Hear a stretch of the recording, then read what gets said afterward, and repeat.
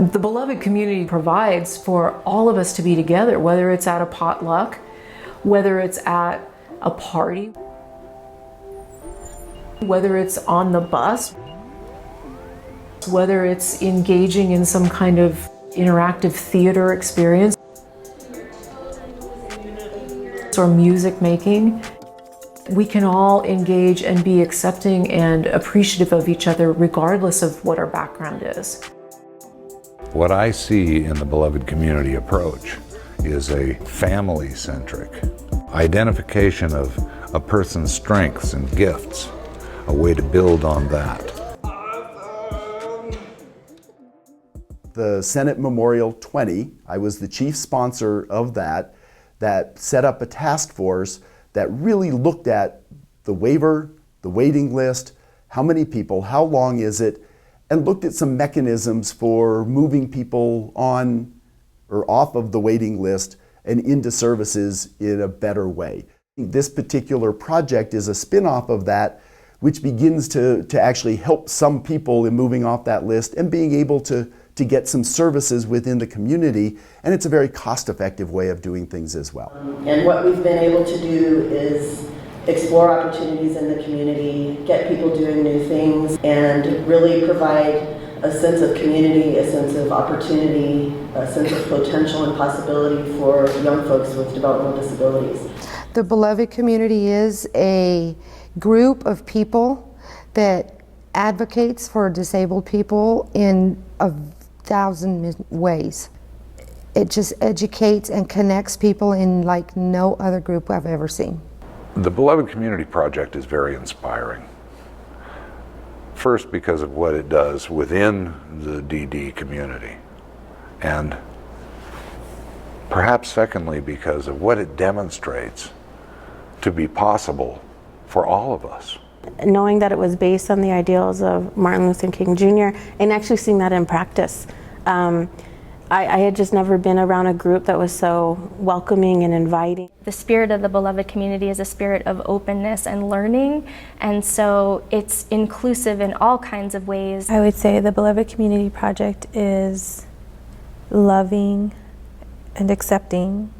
They care, they truly care about their participants. What the Beloved Community is doing is inserting that heart, that love that is increasingly being stripped out of so many of these social service agencies.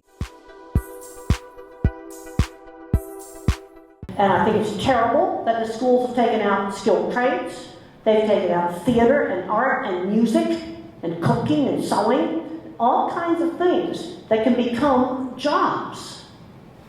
You have to just take them out there and get them doing stuff. See, this is the problem. People are getting too hung up on these labels. I look at the person. What can they do? Always trying new stuff.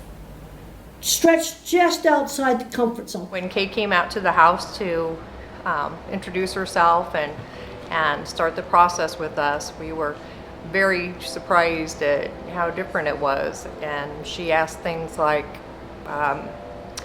what were his dreams? What did he see his future? What did we see his future? And what kind of dreams did we have for him? We had never been asked those types of things before. They want to support the kids with their aspirations and their dreams and what strengths and talents they have, and find avenues to help them excel in those areas and to really develop the areas of giftedness that they have. In the beloved community, I feel that you've looked at Rebecca as a whole person with her strengths first and foremost. After a few weeks, I really began to value that freedom. What it gave us the freedom to do is to talk to the participants and to the other guides, and then explore options when they were excited about something or this opportunity came up, and we were able to just run with it. The beauty of what is being built here is that, no, that's fine, nobody's judging anybody. It sort of evolves by itself.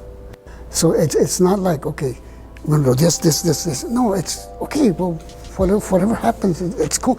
That sense of invitation and that sense of getting people to bring themselves to the table as opposed to forcing anything on anybody is really the spirit that allows for a sense of belonging and community, and that's where the real growth can happen.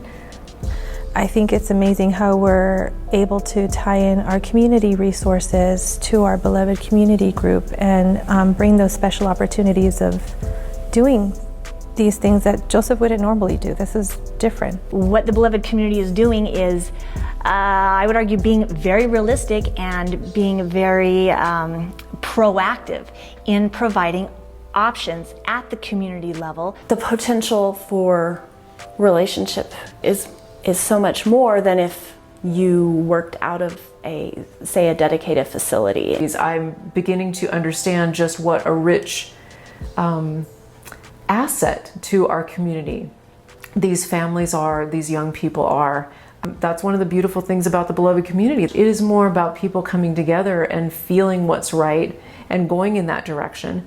Young people are not tracked into a certain activity and then left there because, oh, we found the answer and now this is easy, let's just move on to the next person. No, it's all about growth and change and exploration.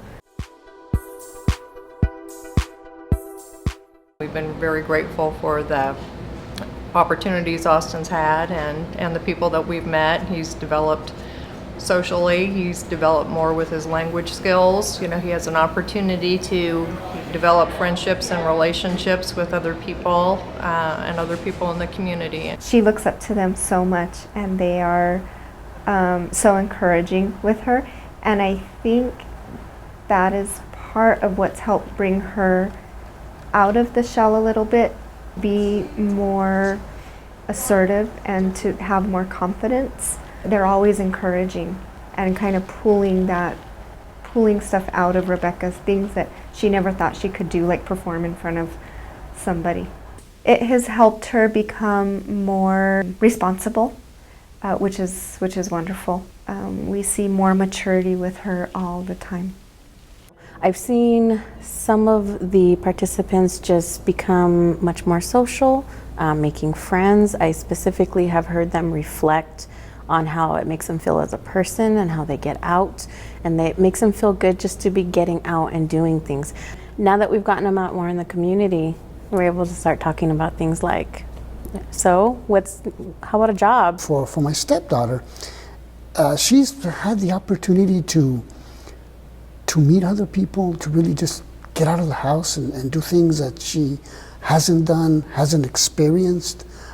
I can see that she interacts with kids, and she wasn't doing that before. Since the Beloved Community Project, it's opened so many doors, it's unbelievable. She can't keep up.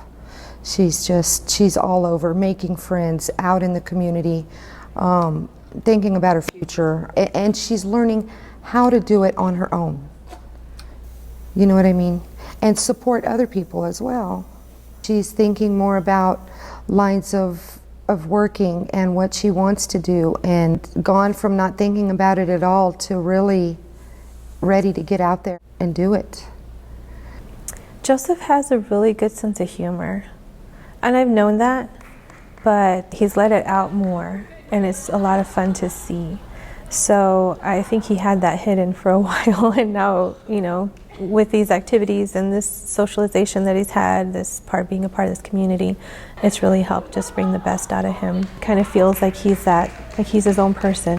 But you are raising the visibility of their talents, of what they can give community members. The experiences I've had with folks from the beloved community so far, every time I think I know what will happen, I'm happily surprised, because I'm finding myself, preconceptions are just falling by the wayside. I continue to learn from the way that the beloved community conducts its work, because I also try to be very organic and able to shift and change. That's where the magic happens, is in this area of unknown, which is what we begin to explore, all of us together.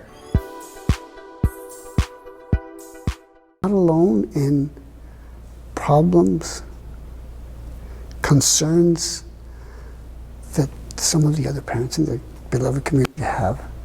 I never thought she would come out of that shell. And now that I see she has, it's like possibilities are endless for her. There's light now. Now I can see the opportunities and resources that are available to him, so it's not scary. It's a big relief. I love to dream of a place where we could all support one another. And I think that the only way that we can move towards that is living it, really. Like, it's kind of one of those things. I don't think you can plan and wait till the right moment, because the right moment will never come. And so work such as the Beloved Community has been doing is integral, because you're modeling it. I think the Beloved Community has it right. All of us have gifts. All of us need, as well, help from others. The Beloved Community has been able to stay fresh, to stay engaged in a way that really has the pulse of where the community is going. The Beloved Community does an incredible job in building social cohesion, and it's just beginning. And we tend to think of systemic change as having to be created at the top through some kind of policy influence. That isn't necessarily the only way to go.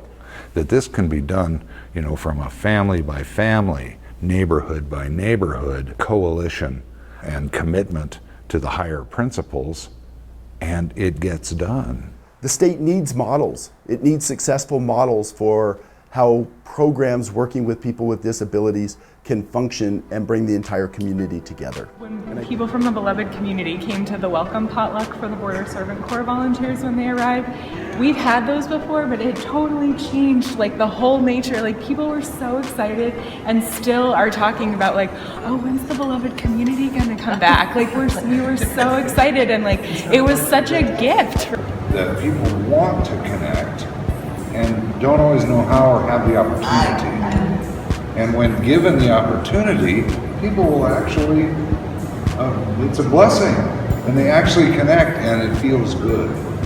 And I think it's very much the Beloved Community program doesn't just serve people with developmental disabilities, it serves us all.